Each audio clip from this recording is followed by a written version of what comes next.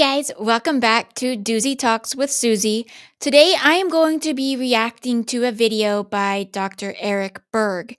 He is a doctor. He's been working on helping people with understanding nutrition and fitness. He'd been on his own journey and I don't even know how long he's been on YouTube. I discovered him about 8 years ago when I started my own weight loss journey.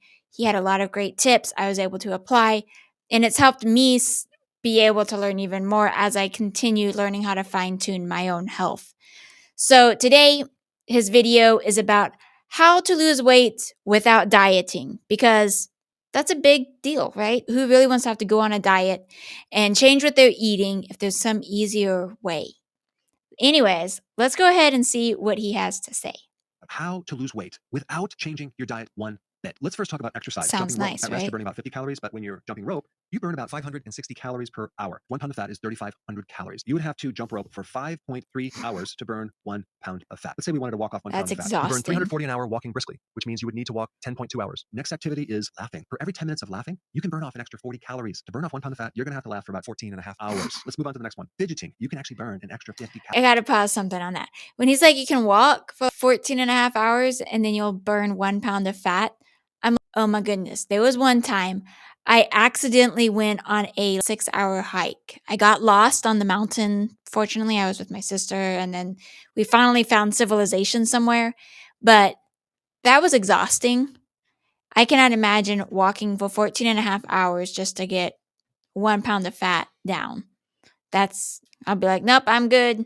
Imagine if you're trying to lose 10 pounds and then you're over here trying to walk 140 hours. Calories per hour. Just by fidgeting for 70 hours, you can burn off 1 pound of fat. Moving right along to the ice bath. When you go into an ice bath for 15 minutes, you can burn an extra 250 calories. But if you're between, let's say, 45 to 50 degrees Fahrenheit, spending 14 sessions, which is basically doing it every day for 2 weeks, you could potentially lose 1 pound of fat. The reason why you burn I've tried the ice thing. Well, not the ice bath. I've tried the cold showers, and that's the easy version of an ice bath. Let me know in the comments if you've tried ice bath, because for me, I get mad trying to get myself to enjoy being in a freezing cold environment, icy water. Nope, not me.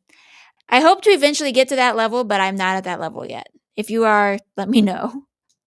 burn fat is your body has to maintain this core temperature. So it's going to do whatever it can to keep you warm, and it's going to generate a lot of heat. And that's how you burn calories when you do the ice bath. You'll actually hear that if you breathe faster, you can even burn more calories. To burn 1 pound of fat, you're going to have to breathe deeply for about 291 hours. Let's get to the next one. Sex. That's right. You can burn more calories with sex. You can actually burn 4 calories per minute. For every 1 hour of sex, you are burning 200 extra calories. So if you wanted to burn an extra pound of fat, you'd have to spend 14.58 hours of constant sex to burn off that 1 pound. Donating blood. When you donate blood, your body has to then make up that loss of blood. So it has to generate more energy to make up that blood. And so you can burn up an extra 350 calories. In 14 sessions of donating blood, you can lose a pound of fat. As you're probably realizing, it's going to be very difficult to lose even 1 pound of fat without changing your diet. On top of that, if you're adding certain foods that you shouldn't be eating, Big Mac or fries or a Coke, think about how many extra calories you're going to have to add on top of all these other things that you're doing that are going to make it very difficult to lose any weight. If one slice of pizza is 285 calories, well, you can run 3 miles to burn that off. If the Big Mac is 550 calories, you can bike for an hour to burn that off. But we're not talking about weight loss. We're just talking about breaking even. And that soda, that's 270 calories, that's doing Zumba for 45 minutes just to break even. Unfortunately, 15% of all the activities. That's the thing.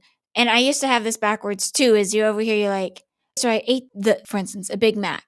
So if I go burn 550 calories, then I'll lose X amount. But it's like, hold on, no, we just got back to square one. We're not losing anything yet. All we've done was just burn off what we ate.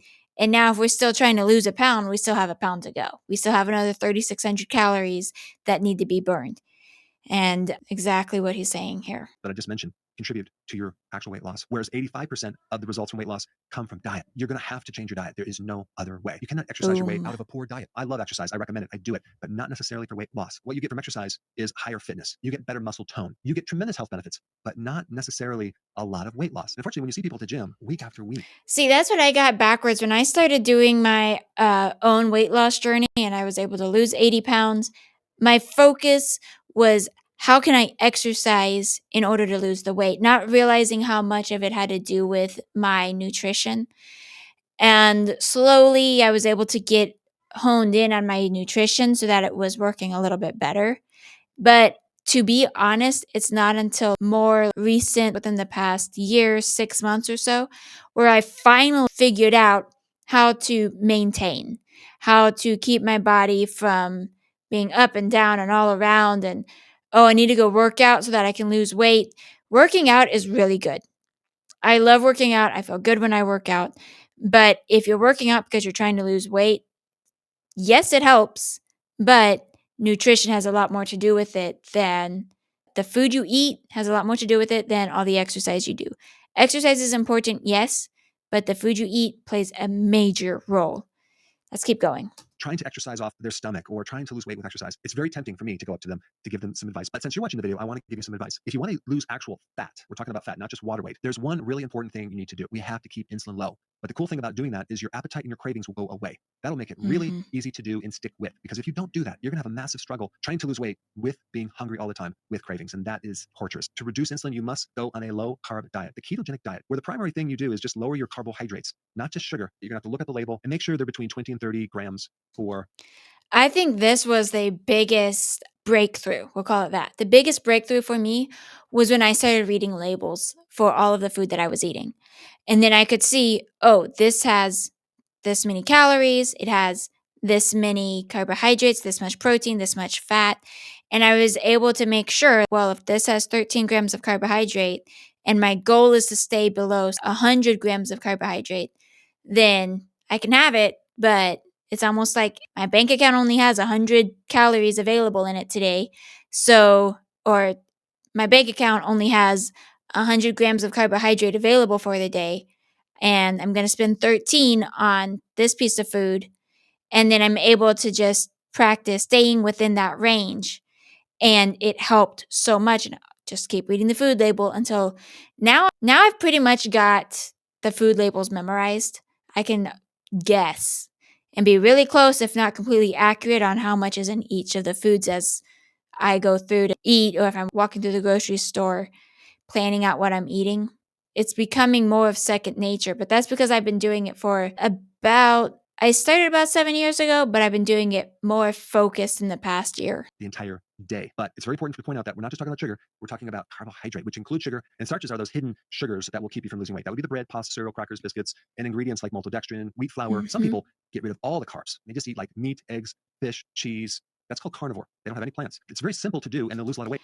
I'll be honest with you, that carnivore was a lot more simple because whenever I try to go down the option of, well, I can have keto and then that means I can only have a certain amount of carbohydrates, then I get stressed out because I want the cookie and I want the piece of bread. And then I also want to eat my vegetables that also have the carbohydrates in it. And I would like to have the potatoes. And so slowly I find myself eating more carbohydrates than I originally planned. But whenever I make it my focus, dude, if it's not an animal and it didn't come from an animal, then I'm not going to eat it. I was able to focus a lot better and my health transformed way faster. And now I can be like, once a week or a couple times a week, I can have the carbohydrates, but focusing on mainly meat and meat products like cheese and eggs has helped so much with me being able to stay consistent with my eating. Lot of weight because they're bringing their carbs down to zero. We can also add in one more powerful thing to put your fat burning in hyper warp speed, and that is intermittent fasting. Because as you lower your carbs, it's going to be easier to stick with it because you're going to lose your appetite. And then if you Mhm. just eat when you're hungry, you're going to be able to go longer without eating because you're going to lose your appetite. You may find that one day you just are hungry for one meal, and the next day maybe it's two meals, but then the following day you're not even hungry at all. So you're literally going a couple days without even eating a meal. When you do intermittent fasting or prolonged fasting, you are definitely not starving yourself. You are living off of your own fat. This is how you burn fat Mhm. and you fix a lot of other health problems. Your inflammation goes down, you have high blood pressure, that'll start going down, diabetes, that will come back to normal, depression, that will lift up and you'll feel better. If you were fatigued, now you have energy. What you need to know is carbohydrates block fat burning. They block weight loss. Trying to lose weight with exercise and these other activities is really only going to be a tiny piece of that puzzle. Full circle. Is it possible? All right. Before he finishes what he's saying, I want to point out the intermittent fasting is that has been the hugest thing for me because I'll stop eating at a certain window and I'll usually have a 16-hour to it's usually about a 16-hour window and I'm fine. And sometimes I can go longer, sometimes I'll forget and then I don't end up eating until well into the early afternoon. But it's because it's just what my body's gotten used to. It doesn't need to eat all the time. And I feel good and I have energy and I can function. So that is something, and it's scary when you first start, but because your brain is used to eating all the time and your brain is going to convince you that you're hungry and you need food.